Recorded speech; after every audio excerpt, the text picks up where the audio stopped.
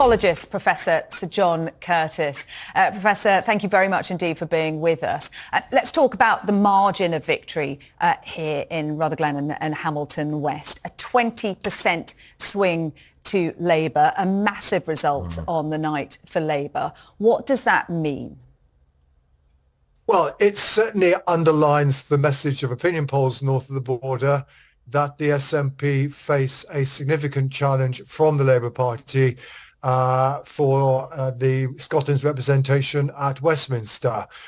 Just to give you some idea of the scale of Labour's success, so they've got nearly 59% of the vote. That is almost as high as the party achieved in this constituency back in 2010, which is the last time that the Labour Party did well in Scotland, at a time when they were still able to get 40 or so of Scotland seats. And certainly if this kind of swing were to be repeated in the general election, indeed, the Labour Party could look forward to picking up 40 seats. Now, we do have to bear in mind by-elections do often see an exaggerated swing to the opposition when the government's unpopular. And here we're talking about a situation where both the UK government, certainly, and the SNP Scottish government, certainly more recently, are unpopular. So the circumstances for a particularly strong swing were there. But even if one wants to say, well, Labour wouldn't necessarily do quite this well in the general election, it is now perfectly clear that the SNP face a challenge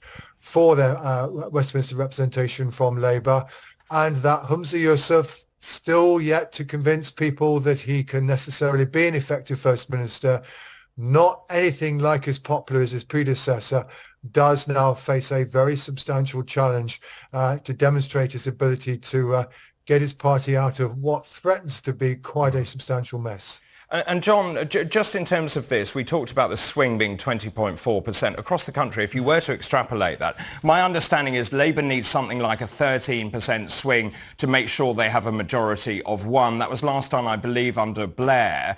So in terms, as you rightly say, of course, by-elections are very difficult to predict because, of course, lots of local factors coming into play. Of course, Scotland comes into play here as well.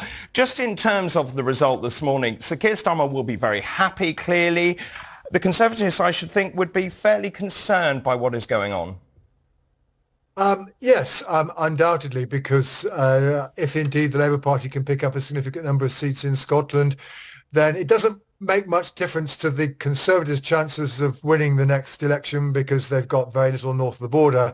But what it does do is it increases Labour's chances of getting an overall majority, and that 13% figure you quoted would certainly come down by as much as 5-6 points if Labour were indeed picking up 40 seats in Scotland. I think the nearest analogy I can give you, David, about what this might mean, because obviously politics in Scotland is different. We're talking about a swing from the SNP rather than from the Conservatives, but that the 24-point increase in Labour's own share of the vote is even bigger than the 21-point increase it registered in Selby and Ainsty, which itself was a very remarkable win in a by-election back in July.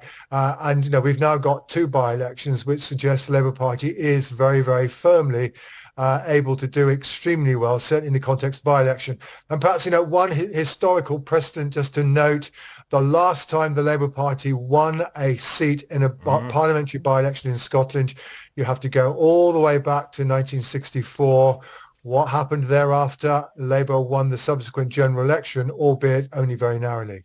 Certainly going to buoy Labour heading into their conference next week, John. But can I ask you about turnout? 37% in this by-election. What does that say about the kind of level of disillusionment with politics? Well, the truth is, I don't think you can put too much into it. The truth is, turnout in by-elections does not tend to be that high. I think it's probably a little bit lower than we expected, given how intensively and for long the by-election had been fought, because certainly the recent by-elections in England had got turnouts a little over 40%. But, at the end of the day, voters do not, for the most part, engage in parliamentary by-elections. And there's nothing particularly striking about this. It's actually slightly higher than the last Scottish parliamentary by-election in Airdrie a couple of years ago, when the turnout was as low as 34%. Fascinating stuff. Professor Sir John Curtice, thank you very much.